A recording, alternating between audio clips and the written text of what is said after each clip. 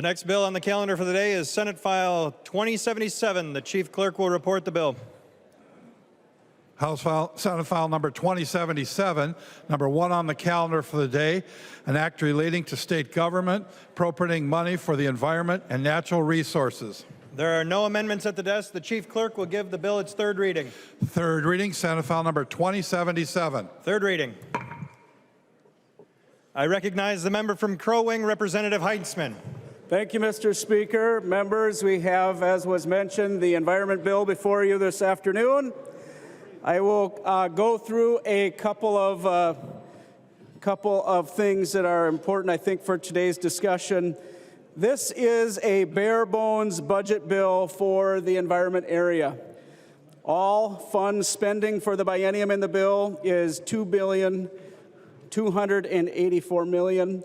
We had a $10 million general fund cut target, which we met, setting total spending from the general fund at $425 million. We did agree to backfill the $10 million cut target by reducing unspent appropriations made from the 2023 session as follows. $3 million from a local government climate resiliency and water infrastructure grant program at MPCA. $2 million from a climate resiliency adaptation program at BWSR, otherwise known as Bowser. $5 million from a wetland restoration program at DNR. The only minor change that I wanted to quickly mention from the base budget is an air appropriation increase, which we had to do to comply with the Clean Air Act, and that came in at $2 million.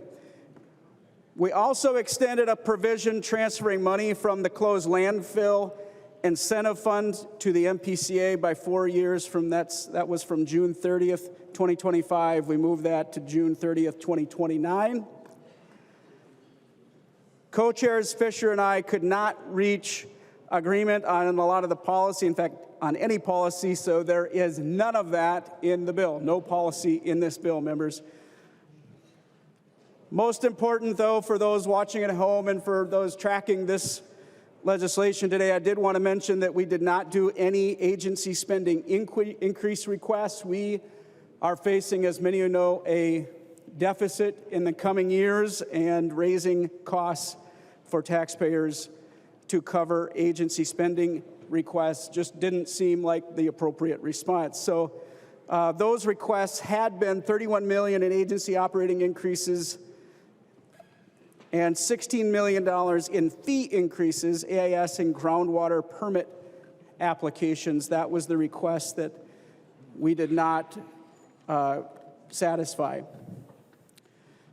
I will end my introduction by going ahead and thanking our nonpartisan staff. Always extremely blessed to have the staff that we have here in the Minnesota House: Janelle Taylor, Brad Hagemeyer, and our committee pages, Riley and Harry. They were tremendous. Our team was great. Very thankful to have the support of our nonpartisan staff. And also a thank you to our DFL staff, Peter Strohmeyer, tremendous resource, Chelsea Ray, Jared McGullis. And then our GOP team, I want to thank Mr. Yang. Really appreciate your help. Aaron Bursey and the tremendous Amy Zipko. So thankful for the support of our staff.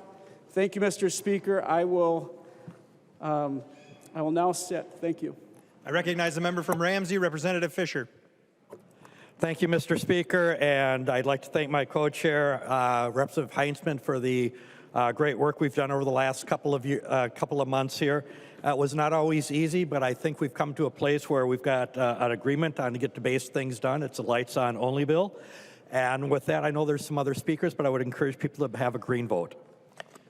I recognize the member from Morrison, Representative Schultz. Thank you, Mr. Speaker. I've enjoyed the conversation in the Environment Committee, so thanks to co-chairs Heitzman and Fisher, and look forward to more work that needs to be done on this. But the key thing for you to remember, members, about this particular budget area with the environment and natural resources and our jurisdiction, specifically over the Pollution Control Agency, the DNR, Bowser, and the Minnesota Zoo is that this stops the growth of government flat in its tracks. This, members, is a bill that once again did not allow for any operating increases for any of these state agencies. And again, that was to the tune of, the requests were to the tune of $31 million of additional growth in government that fortunately is not included inside of this bill. And that's certainly something as we continue to work our way forward here towards the end of this session, we are all working towards the goal of balancing our state's budget, and this issue area and this budget reflects that goal, and I'll be voting for this bill today. Thank you, Mr. Speaker. I recognize the member from Hennepin, Representative Falconer. Thank you, Mr. Speaker. Thank you, members. I stand in support of this bill. It covers issues that really transcend across party lines and affect everybody in Minnesota. That's our shared environment. We gather here representing every corner of the state: the boreal forest of the north, hardwood forest of the southeast, lake country, prairie country, metro, rural. And we all love our parks, our environment, value clean water and clean air, and this is what this bill continues to do, keep the lights on so that we can fund these things. Unfortunately, as we watch the current administration cut a lot of protections at the federal level, EPA, clean water rules, air rules, what we're really doing here is safeguarding what we can in Minnesota for the benefit of all Minnesotans. These protections are vital for a more than $18 billion economic engine that is the outdoors recreation economy. Provides for clean and safe drinking water, making it so that we don't have to drink PFAS out of our tap, keeps other contaminants out, safeguards public lands so that hunters and anglers can enjoy their outdoor recreation as well. Hunting and fishing is a big part of the state. And I'm hoping that going forward after this, I know we couldn't get any policy in this bill, but looking forward that we can work together in collaboration to protect our environment. It's something that matters to everybody in this room. I count myself as an environmentalist. I really believe environmentalists, however, cannot say no to everything everywhere. On the flip side of the coin, industry can't say yes to everything everywhere. And we do have to find a balance where we can promote the economy, emerging economy, or emerging industries, as well as then protect the most vulnerable places that are important to so many Minnesotans for our lives, our health, our outdoor recreation. Whether in Minneapolis you get to a park, get outside in nature, or if you live outside of Ely and you want to go into the boundary waters. And we all love and value our environment, our shared spaces, and this bill really does what we can to protect that.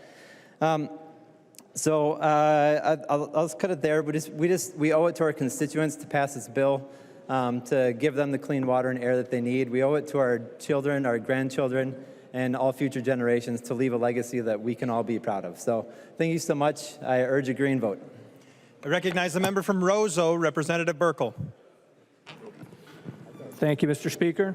I'll not repeat everything that's been said by Representative Schultz and the intro from Representative Heinzman, but I just want to repeat, as was stated earlier, that there are no new increases that were requested, $16 million worth of increases in this budget. AIS fees of $6.5 million for the biennium, as well as groundwater appropriation fees in the neighborhood of $3 million, and state park permits at the rate of $6.8 million for the biennium. So when folks go out this weekend for the fishing opener and the watercraft registration fees, don't have to look forward to increases in the future there, as well as our state park permit fees, which will not increase. So with that, Mr. Speaker, just reminding everyone that this bill leaves out, as has been stated, all the agency operating increases, those fee increases I just mentioned, and a lot of harmful policy requests that would have made things harder for Minnesotans and just more expensive. So with that, I'd urge a green vote. Thank you, Mr. Speaker. I recognize the member from Ramsey, Representative Finke. Thank you, Mr. Speaker. I also rise in support of the bill, although I do just want to take a moment and say I'm very sad not to be able to rise for my annual tree planting speech about the benefits of tree canopy and planting more trees, because we are not increasing funding for tree planting in our environmental bill this year. I also want to just say that we may be stopping funding for the environment, but we can't stop funding for the work we need to do around climate change.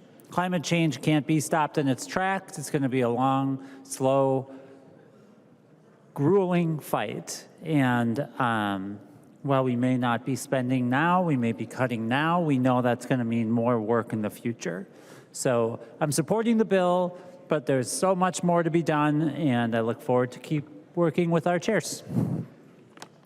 I recognize the member from Ramsey, Representative Hollands. Thank you, Mr. Speaker. I'm not on the Environment Committee, but I wanted to take a second to thank everybody who worked on the bill, both co-chairs, the Environment Committee members, and the staff. I do plan on supporting the bill. I am, however, disappointed that my bill, House File 2293, to appropriate the statutorily dedicated funds from the Environment and Natural Resources Trust Fund to the DNR for the Community Grants Program was not included in the omnibus.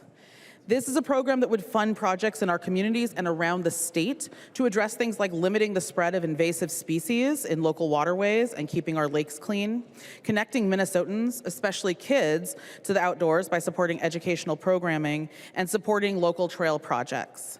The Community Grants Program is meant to ensure that the great work funded through the Environment and Natural Resources Trust Fund is truly happening in every corner of Minnesota, and that all Minnesotans have an opportunity to see these dollars touch down in their community and help support the outdoors that we all love. I really, truly hope that there's an opportunity to continue the conversation about including this bill in conference committee, and thank you all, and vote green. I recognize the member from Rice, Representative Purcell. Thank you, Mr. Speaker. As the co-vice chair of the Environment Committee, I rise in support of this bill. We did not need to increase the fees right now. As we look and see what's coming down the pike from federal government, we need to make sure that we are still funding Minnesota's protection and improvement of the outdoors. That's what makes our state and us as Minnesotans who we are. But I am really proud that we did not poke any holes in Amara's law. So it was just 2 years ago where we had this brave teenager come before our committee and testify. She was suffering from cancer in high school. And we, in fact, passed that bill off the House floor, I believe 2 days after she died. And I remember her family was sitting right up here in the gallery. And we know that PFAS and PFAS is everywhere, but I'm really proud that, as of yet, we are holding firm on Amara's law for her family and for her memory. And I encourage your support of the bill. Thank you, Mr. Speaker. I recognize the member from St. Louis, Representative Scraba. Thank you, Mr. Chair. No policy kind of hurts the district I represent. We do a lot of recreating. We do a lot with the environment. I'm really disappointed that we didn't get to have some good discussions. We had some discussions, but I just feel that this bill is short. The Senate side's going to try to do some. I'm hoping we can have discussions in conference committee, whomever is there, to help the district that I represent, which includes the boundary waters, all of it, and getting everything into place where we, as legislators, can decide on what goes on this floor. Right now, I'm disappointed. I'll probably vote for it, but I have a lot of people that want me not to vote for it, but it's not that kind of a bill. It's not that way right now. But in the future, policy is why we're here. Money is a big part of it, but policy is why we take our ideas and bounce them around off each other and then come out with a better idea or a tamer idea. So I look forward to what happens this afternoon, and I'll work with whatever happens. Thank you, Mr. Speaker. Any further discussion of the bill?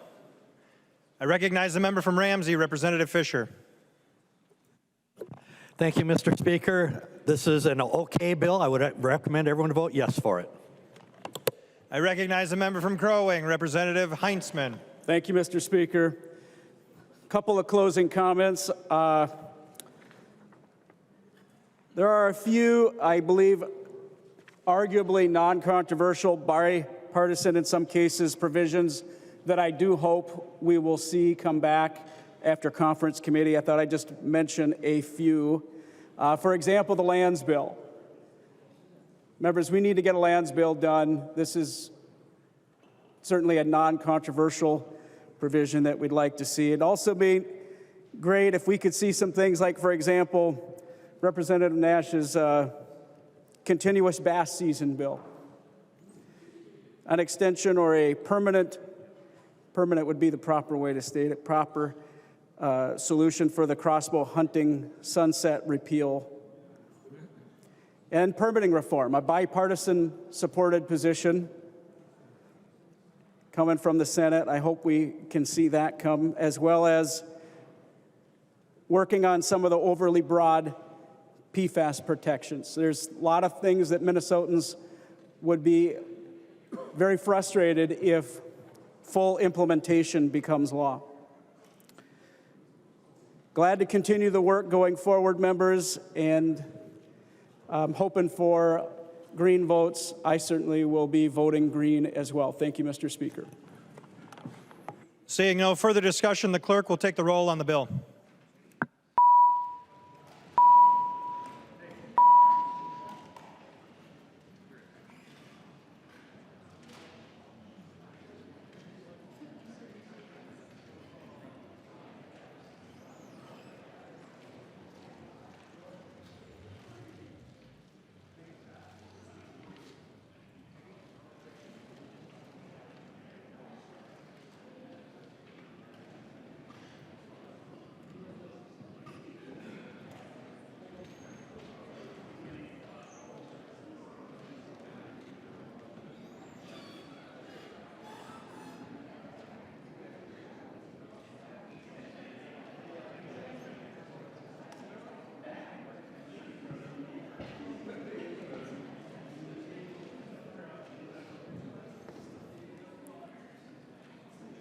The clerk will call the name of the member voting remotely. Acom.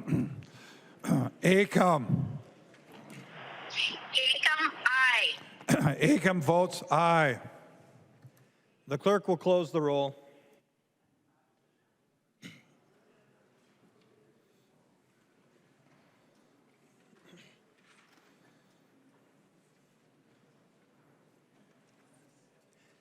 There being 129 yeas and 5 nays, the bill is passed as amended and its title agreed to.